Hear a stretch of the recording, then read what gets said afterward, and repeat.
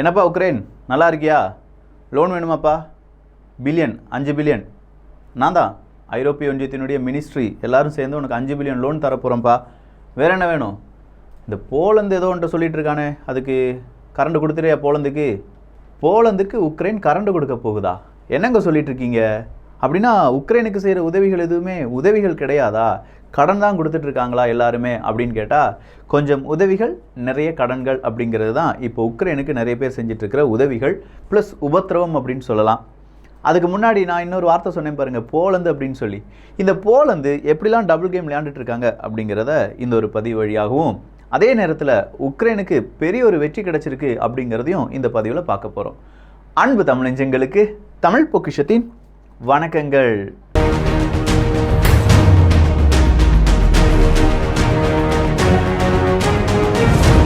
இந்த டாப்பிக்கில் தாலிபன்களை பற்றி அதிகமாக நம்ம பேச போகிறோம். ஸோ தாலிபன்கள் அப்படிங்கிறவங்க யார், எப்படி உருவானாங்க, அதுக்கு பின்னாடி இருந்த வரலாறு என்ன அப்படிங்கிறதுக்கான தமிழ் ஆடியோ புக்கை குக் எஃப்எம் ரிலீஸ் பண்ணியிருக்காங்க.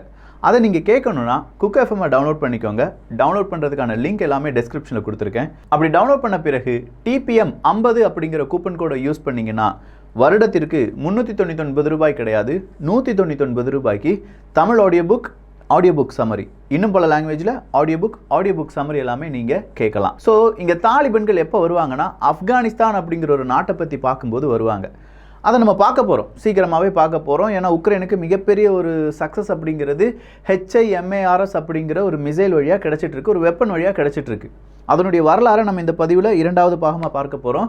இப்போ இந்த பதிவில் மிக முக்கியமாக பார்க்க வேண்டியது, உக்ரைனுக்கு உதவக்கூடிய நாடுகள் உதவியாக செய்கிறாங்களா இல்லை அந்த உக்ரைனுக்கு கடன் கொடுக்குறாங்களா அப்படின்னு பார்த்தா, நிறைய நாட்டினுடைய உதவிகள் கடனாக மட்டும்தான் இப்போ உக்ரைனுக்கு கிடைச்சிட்ருக்கு. ஐரோப்பிய ஒன்றியத்தினுடைய ஃபாரின் மினிஸ்டர்ஸ் எல்லாருமே சேர்ந்து எப்போ ஒரு 5 பில்லியன் அமெரிக்க டாலர் உனக்கு கடனாக தரோன்னு சொல்கிறாங்க. இந்த 5 பில்லியன் அமெரிக்க டாலர் அப்படிங்கிறது வெப்பனை வாங்குறதுக்கு மட்டும். சரி, நான் வாங்கிக்கிறேன். போலந்து ஏதோ கேட்டாங்கன்னு சொன்னிய விக்கி, வேறு எதுவுமே இல்லை. எலக்ட்ரிசிட்டி கேட்குறாங்க. யார்கிட்ட இருந்து? உக்ரைன்ட்ட இருந்து. எதுக்காக? ஏன்னா போலந்து வழியாக தான் எல்லா வெப்பனும் வந்துட்டுருக்கு. போலந்து ரொம்ப பெரிய அளவில் உக்ரைனுக்கு உதவிட்டு இருக்காங்க, அதனால் எலக்ட்ரிசிட்டி கேட்குறாங்க. சரி, உக்ரைன் கொடுத்துருமா அப்படின்னு கேட்டால் வேறு வழி இல்லை, உக்ரைன் கொடுத்து தான் ஆகணும். அதே போலந்து ஜெர்மனி கிட்ட நீங்கள் 2வது உலகப் போரில் மிகப்பெரிய ஒரு தவறை செஞ்சிட்டிங்கப்பா, ஸோ எங்கள் நாட்டுக்கு நீங்கள் பிராயச்சித்தமாக இல்லை எங்கள் நாட்டுக்கு நீங்கள் ஏதாவது உதவி செய்யணும்னு நினச்சிங்கன்னா 1.3 ட்ரில்லியன் அமெரிக்க டாலர் தரணும் அப்படின்னு சொல்லி நிற்கிறாங்க. இவ்வளோ பெரிய தொகைக்கு நான் எங்கே போகிறது போலந்து அப்படின்னு சொல்லி கேட்டுட்டு இருக்கும்போது, போலந்து கொஞ்சம் நேரமாக யோசிக்கிற மாதிரி 2 நாளாக யோசிச்சுட்டு 3வது நாள் சொல்கிறாங்க, சரி ஜெர்மனி, நீ என்ன செய், பேசாமல் எனக்கு கொஞ்சம் கேஸ் தந்துரு, இயற்கை எரிவாயு தந்துரு, அதே மாதிரி கொஞ்சம் கச்சா எண்ணெயும் தந்துரு, நீ தான் ஏதோ ஸ்டாக் வச்சுருக்கியாமே அப்படின்னு சொல்லி கேட்குறாங்க. ஸோ இயற்கை எரிவாயு எனக்கு நீ வேணும் அப்படின்னு சொல்லி டைரெக்டாக போலந்து ஜெர்மனிகிட்ட கேட்காம கிட்டத்தட்ட 1.3 ட்ரில்லியன் அமெரிக்க டாலர் வேர்ல்டு வார் 2 ரொம்ப பெரிய இழப்பை ஏற்படுத்தினால் தரணும் அப்படின்னு சொல்லி கேட்டுட்டு, அங்கே இருக்கக்கூடிய இயற்கை வளங்களை எனக்கு வேணும் அப்படின்னு சொல்லி போலந்து கேட்குறாங்க. உக்ரைன் நல்ல நண்பர்களை வச்சுருக்கப்பா, சுற்றி நாட்டோ, அமெரிக்கா, ஜெர்மனி, போலந்து இப்படிங்கிற நல்ல நண்பர்களை வச்சுருக்காரு உக்ரைனுடைய ஜெலன்ஸ்கி அவர்கள். ஆனால் இந்த நண்பர்கள் எல்லாருமே அவங்கவுங்க எப்படி எஸ்கேப் ஆகலாம் அப்படிங்கிறதான் இப்போ பார்த்துட்டு இருக்காங்க. ஜெர்மனிக்கு வின்டர் சீசன் ஸ்டார்ட் ஆயிடுச்சுன்னா குளிர தொடங்கும். குளிரும் போது கண்டிப்பாக கேஸ் தேவைப்படும். நார்த் ஸ்ட்ரீம் 1 வேறு அங்கே என்ன செய்யப்பட்டிருக்கிறது, பூட்டப்பட்டிருக்கிறது. ரஷ்யா சொல்லிட்டாங்க, இல்லை நீங்கள் சரிப்பட்டு வரமாட்டீங்க, ஏன் கச்சா எண்ணெய்க்கு விலை நிர்ணயத்தை நீங்கள் தான் செய்ய போகிறீங்க, இப்படியே செஞ்சுட்டு இருந்தீங்கன்னா எனக்கு கண்ட்ரோல் இல்லாமல் போயிடும், நான் கச்சா எண்ணெய் ஐரோப்பிய ஒன்றிய நாடுகளுக்கு கொடுக்க மாட்டேன் அப்படின்னு சொல்லி ரஷ்யா ஒரு ஓரமாக சொல்லிட்டு இருக்கும்போது, இந்த பக்கமாக இருந்து ஹங்கேரி, ஐரோப்பிய ஒன்றிய நாடுகளே நீங்கள் ஒரு விஷயத்தை நல்லா புரிஞ்சுக்கோங்க, இப்படியே போயிட்டே இருந்துச்சுன்னா வேறு வழியே இல்லை, ரஷ்யாவை எதிர்த்து நின்னோம்னா நம்ம விரிசல் பட்டு இன்ஃப்ளேஷன் கூடி பெரிய அளவு நம்ம கடனாளியாக மாற வேண்டும், பேச்சுவார்த்தையில் ஈடுபட்டுடலாம்ப்பா அப்படின்னு சொல்லி ரஷ்யாவுக்கு ஆதரவாக ஹங்கேரி பேச ஆரம்பிக்கிறாங்க. ஏன்னா ஹங்கேரிக்கு ரஷ்யா என்ன தெரியுமா சொன்னாங்க, செப்டம்பர் 1ஆம் தேதியிலிருந்து எந்த நாட்டுக்கு நான் கச்சா எண்ணெய் இயற்கை எரிவாயு கொடுக்குறனோ இல்லையோ உனக்கு தாரேன்ப்பா அப்படின்னு சொல்லியிருந்தாங்க. ஸோ ஹங்கேரிக்கு இயற்கை எரிவாயும் கச்சா எண்ணெயும் ரஷ்யாட்டிருந்து கிடைக்கும்போது ஹங்கேரி ரஷ்யாவுக்கு ஆதரவாக பேச்சுவார்த்தை நடத்திட்டு இருக்காங்க. இந்த பேச்சுவார்த்தையில் அப்படியே இருக்கும்போது தான் ஜெர்மனி கிட்ட இயற்கை எரிவாயு கேட்ட போலந்தினுடைய அடுத்த கட்ட நிலைமை என்னவா இருக்கும் அப்படின்னு சொல்லி யோசிக்கலாம். போலந்தில் நிறைய அகதிகள் வந்துட்டாங்க, உக்ரைனில் இருக்கக்கூடிய நிறைய பேர் புலம்பெயர்ந்து வந்துட்டாங்க. ஸோ அவங்களை பாதுகாப்பதற்காக எனக்கு நிறைய ஃபண்டு வேணும் அப்படின்னு சொல்லி போலந்து கேட்டுட்டு இருக்காங்க. அப்படின்னா புலம்பெயர்ந்தவர்களை பாதுகாப்பதற்கு பணம் வேணும், அந்த பணத்தையும் நீங்கள் எங்கள் நாட்டுக்காக தரணுமே தவிர அவங்களுக்காக தரக்கூடாது, அதாவது அகதிகளுக்காக மட்டும் கொடுக்கக்கூடாது. போலந்தினுடைய என்டையர் உள்நாட்டு கட்டமைப்பை மேம்படுத்துவதற்காக தர வேண்டும் அப்படின்னு சொல்லி கேட்டுட்டு இருக்காங்க. இவ்வளோ விஷயங்கள் நடந்துட்டு இருக்கும்போது ரஷ்யாவுக்கு எதிராக பாஷாவா மாறிய உக்ரைன் ஆஃபென்சிவா அடிக்க தொடங்கியிருக்காங்க. கிட்டத்தட்ட 1000 சதுர கிலோமீட்டர் அளவுக்கு கர்சன், கர்கிவ் போன்ற பகுதிகளில் ரஷ்யாவினுடைய படையை அடித்து நொறுக்கியிருக்காங்க அப்படிங்கிற செய்தியை யூகேனுடைய இன்டெலிஜென்ஸ் ரிப்போர்ட் கொடுக்குறாங்க. ஸோ ரஷ்யாவினுடைய படைக்கு அந்த பகுதி மிக முக்கியமான பகுதி அப்படின்னு பார்த்தா ஆமாம், அந்த இடத்துல தான், அதாவது இப்போ ரஷ்யாவிடம் இருந்து உக்ரைன் கைப்பற்றியிருக்கும் அந்த பகுதியில் தான் ரஷ்யாவுக்கு தேவையான நிறைய விதமான பொருட்கள் பாஸ் செய்யப்பட்டது. அது வழியாக தான் மூவ்மெண்ட் அப்படிங்கிறதுலாம் நடந்துட்டு இருந்துச்சு. அந்த இடத்துலையே உக்ரைன் அடிப்பாங்க அப்படிங்கிறத கொஞ்சமும் எதிர்பார்க்காத ரஷ்யா வேற வழியே இல்லாமல் ஆமாப்பா அடி கிடைச்சிருச்சு அப்படிங்கிறத ரஷ்யாவினுடைய சில செய்தி ஊடகங்கள் செய்தியாக வெளியிட்டு விட்டார்கள். இது ரஷ்யர்களுக்கும் தெரிஞ்சிருச்சு. ஸோ ரஷ்யாவில் சின்னதாக ஒரு சலசலப்பு. ஐயோ என்னப்பா நமக்கு அடி விழுந்துருச்சு, நம்மளால் என்ன செய்ய முடியும் என்ன செய்ய முடியாது அப்படிங்கிறத அப்படியே மாற்றி பார்த்துட்டு இருக்காங்க, கணக்கு போட்டு பார்த்துட்டு இருக்காங்க. அப்படி கணக்கு போட்டு பார்க்கும்போது தான் இந்த HIMARS அப்படிங்கிறது வந்து நிற்கிறது. அது என்ன HIMARS? வேறு எதுவுமே இல்லை, ஒரு லாங் ரேஞ்ச் ராக்கெட் லான்ச்சிங் சிஸ்டம்னு வச்சுக்கோங்களேன். ரொம்ப தூரமாக போய் எதிரிகளுடைய இலக்கை தாக்கி அழிக்கக்கூடிய ஒரு ராக்கெட் லான்ச்சிங் சிஸ்டம், அவ்வளோதான்.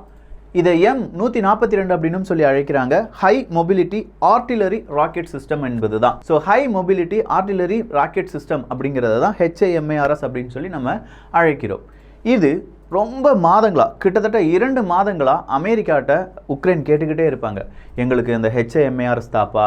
உக்ரைன் அமெரிக்காட்ட கேட்க அமெரிக்கா சொல்லுவாங்க, உங்களுக்கு நாங்கள் லாங் ரேஞ்ச் வெப்பன்ஸை கொடுத்துட்டோம்னா நீங்கள் நேரடியாக ரஷ்யாவுக்குள்ள அந்த லாங் ரேஞ்ச் வெப்பனை யூஸ் பண்ணிட்டீங்கன்னா அது என்னுடைய வெப்பன், ஸோ எனக்கும் ரஷ்யாவுக்கும் பெரிய பிரச்சனை ஆயிரும்பா, ஸோ உங்களுக்கு ஷார்ட் ரேஞ்ச் வெப்பன் மட்டும் தாரேன் அப்படின்னு சொல்லி 2 மாதங்களாக காலத்தை அப்படியே தள்ளி விட்டுக்கிட்டே இருந்தாங்க. ஒரு கட்டத்தில் இல்லைப்பா அப்படின்னு சொல்லி ஜூன் மாதத்தில் HIMARS அப்படிங்கிறது எங்கே வந்து கொடுக்கப்படுது? இதே உக்ரைனுக்கு கொடுக்கப்படுது. அதே ஜூன் மாதம் 25ஆம் தேதி 40 ரஷ்யாவினுடைய வீரர்களை கொன்று குவிக்கிறது இந்த HIMARS. ஸோ முதல் முறையாக அமெரிக்காவினுடைய HIMARS ஆர்டிலரி ராக்கெட் லான்ச்சிங் சிஸ்டத்தை நாங்கள் பயன்படுத்தி 40 ரஷ்ய வீரர்கள், ஒரு இராணுவ தளபதியை நாங்கள் கொன்னுட்டோம் அப்படிங்கிற அறிவிப்பை கொடுக்குறாங்க உக்ரைன்.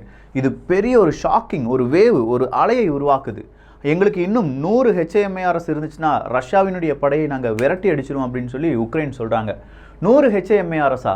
முடியாது, நான் வேணா உனக்கு 4 HIMARS தாரேன் அப்படின்னு சொல்லி அமெரிக்காவினுடைய ஸ்டேட் செக்ரட்டரி அந்தோனி பிளிங்கன் அவர்கள் நேராக $700 மில்லியன் அமெரிக்க உதவி செய்யணும்னு சொன்னாங்க பாருங்க, ஜூலை 21ஆம் தேதி. அப்படி ஜூலை 21ஆம் தேதி எகைன் ஒரு 4 HIMARS அப்படிங்கிறது இந்த உக்ரைனுக்கு கொடுக்கப்படுது. சரி, இந்த HIMARS அப்படிங்கிறது எப்போதிலிருந்து ரொம்ப பெரிய அளவில் பேசப்படுது அப்படின்னு கேட்டிங்கன்னா, ஆப்கானிஸ்தானுடைய போருக்கு நம்ம போகணும். இந்த ஆப்கானிஸ்தானுடைய போர் அப்படிங்கிறது சோவியத் யூனியன் ரஷ்யா ஆப்கானிஸ்தானுக்குள்ளே வந்தாங்க, அந்த போர் கிடையாது. ஆப்கானிஸ்தானில் இருக்கக்கூடிய தாலிபன்களை கொல்வதற்காகவும் ரஷ்யாவை விரட்டி அடிப்பதற்காகவும் நாங்கள் வருகிறோம் அப்படின்னு சொல்லி அமெரிக்கா உள்ள வந்து குதிச்சாங்கல்ல, அப்படி குதிக்கும்போது இந்த தாலிபன்களுக்கு எதிராக HIMARS அப்படிங்கிறது தான் முதல் முறையாக பயன்படுத்தப்படுகிறது. ஸோ 2010 தான் இந்த M142 அப்படிங்கிற HIMARS அப்படிங்கிறது பயன்படுத்தப்படுகிறது. 1995 2000 அந்த ஒரு வருடத்திலிருந்து இது தயாரிக்கப்பட்டாலும் 2010 ரொம்ப அட்வான்ஸ்டாக இந்த டெக்னாலஜி எல்லாமே மாற்றப்படுது. அதுக்கு முன்னாடி இருந்த வெர்ஷன் என்ன அப்படின்னு கேட்டிங்கன்னா M270 அப்படின்னு சொல்லுவாங்க. இந்த M270 கொஞ்சம் அட்வான்ஸ்டு டெக்னாலஜி, வீல் ஸ்ட்ரக்சர்லாம் கொண்டு வந்து தான் M142 அப்படின்னு சொல்லி அழைக்கப்படக்கூடிய HIMARS உருவாக்கப்படுது. ஒரு HIMARS-னுடைய வெயிட் எவ்வளவு இருக்கும் அப்படின்னு கேட்டிங்கன்னா தோராயமாக ஒரு 10 டன் இருக்கிறதுக்கான வாய்ப்புகள் இருக்குது. M270 2 தடவை சுடலாம் அப்படின்னா இந்த HIMARS-ல 6 சுடுதலுக்கான அந்த ஏவுகணை இல்லாட்டி ராக்கெட் அப்படிங்கிறத வைக்க முடியும்.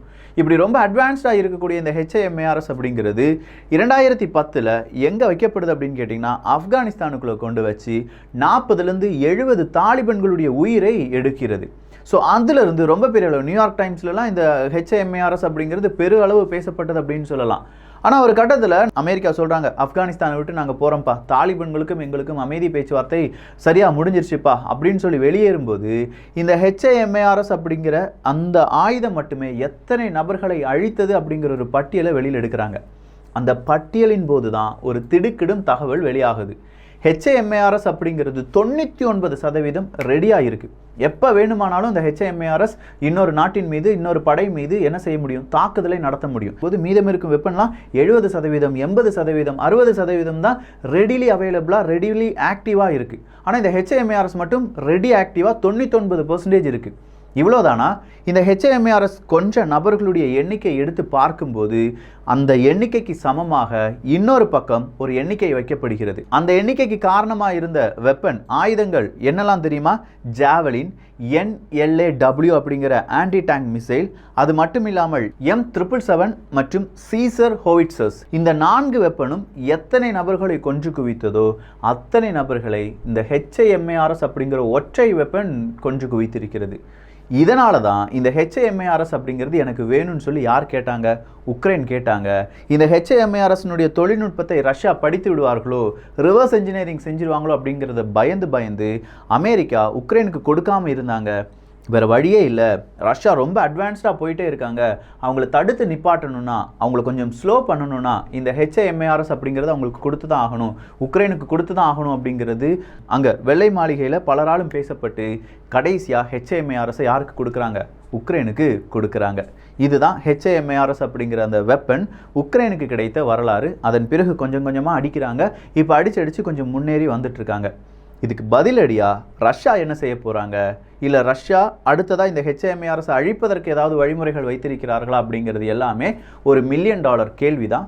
சீக்கிரமாக அதனுடைய பதில் கிடைத்தாலும் கிடைக்கலாம். ஸோ நிறைய விஷயங்களை பற்றி தெரிந்திருக்கிறீர்கள். உங்களுக்கு இது உண்மையிலேயே நல்லா இருந்துச்சு, நிறைய விஷயங்கள் நீங்கள் தெரிஞ்சுக்கிட்டீங்க அப்படின்னா உங்கள் நண்பர்களுக்கும் பகிரலாம். உங்களுடைய சக மாணவர்கள், மாணவிகள், தோழிகள், தோழர்கள், அப்பா அம்மா, பேரண்ட்ஸ், நீங்கள் உங்களுடைய குழந்தைகளுக்கு பகிரலாம். நிறைய முக்கியமான டேர்ம்ஸ் எல்லாமே சொல்லியிருக்கேன். இந்த ஒரு காணொளி பற்றி உங்களுடைய கருத்துக்கள் இங்கே வரவேற்கப்படுகின்றன. எல்லோரும் தமிழ் பொக்கிஷத்தில் இணைந்திருங்கள். நல்லதை பகிர்ந்து நல்ல சமுதாயத்தை உருவாக்குவோம். நன்றி, வணக்கம்.